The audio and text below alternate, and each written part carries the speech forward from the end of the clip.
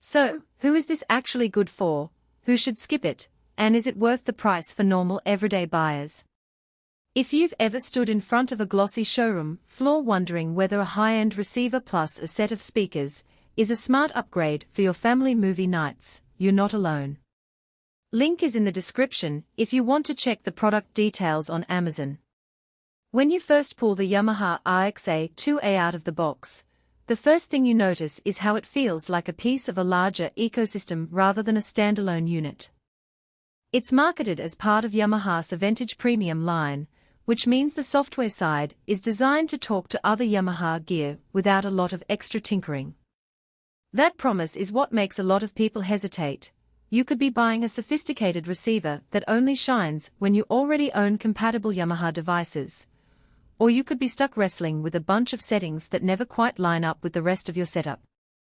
I spent a weekend setting this up in a mid-size living room that already had a 55-inch 4K TV, a couple of streaming sticks, and a modest bookshelf TV stand. The first practical test was just getting the HDMI cables plugged in and seeing if the picture looked right. The A2A auto-detects the resolution and switches to 8K or 4K 120 without you having to dive into menus. In real life, that translates to one less thing to worry about when you're binge-watching the latest series. The built-in eARC also let the TV send high-resolution audio back to the receiver without a separate optical cable, which saved me a little clutter and a potential source of audio lag. What really stands out in day-to-day use is the MusicCast integration. Once you pair the NSAW194WH all-weather speakers over Wi-Fi, you can stream music from your phone, control volume, and even group them with other MusicCast-compatible devices in your house. I tried playing a Spotify playlist in the living room while a kitchen speaker was blasting the same track, and the sync held up perfectly. For someone who likes to have background music in multiple rooms, that seamless multi-room capability is a real strength. The Bluetooth option is there, too, but it's the Wi-Fi path that feels the most reliable. On the flip side, the receiver's calibration routine can be a bit of a double-edged sword. Yamaha's YPAO, Yamaha Parametric Acoustic Optimizer, does a decent job of adjusting speaker levels based on a microphone you place in the listening spot. However, the all-weather speakers come with a fixed mounting bracket that is meant for outdoor placement, which means you have to decide whether to keep them inside for aesthetic reasons or mount them outside where they are designed to work. If you decide to keep them inside, you lose the benefit of the weatherproof grille, and the sound can feel a little boxed in compared to a purpose-built indoor speaker.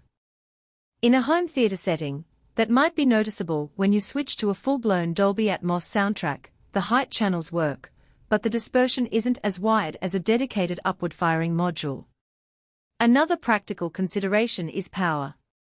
The A2A delivers enough wattage to fill a typical living room, but if you're trying to push it in a larger, open-plan space, or you have a very bass-heavy movie preference, you might feel the need for a dedicated subwoofer.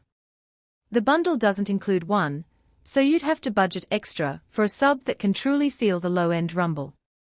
For a family that watches a lot of action movies, that could be a hidden cost. Now, who should actually consider buying this package? If you already own a few Yamaha products, perhaps a MusicCast soundbar, or a pair of Yamaha wireless speakers, then the ecosystem synergy becomes a genuine selling point. The receiver's ability to handle the latest video formats without a firmware headache is a boon for early adopters of 8K or 4K 120 gaming consoles. Also, if you live in a climate where you might want speakers on a patio or in a covered porch, the NSAW194WH's weatherproof design means you can keep the same speakers year-round without worrying about humidity or dust. For a homeowner who enjoys entertaining both indoors and outdoors, that flexibility is worth the extra cost. Conversely, if you're a first-time AV enthusiast who plans to stay in a modest apartment, you might skip this bundle. The receiver's advanced features can feel overkill when you're only plugging in a streaming stick and a couple of bookshelves. The all-weather speakers, while rugged, are bulkier than typical indoor bookshelf units, and their design can dominate a small space visually. If your primary goal is a clean, minimalist look with discrete speakers, a more compact in-wall or on-wall solution might serve you better. And if you don't intend to use the multi-room MusicCast system, you're essentially paying for a feature you won't exploit.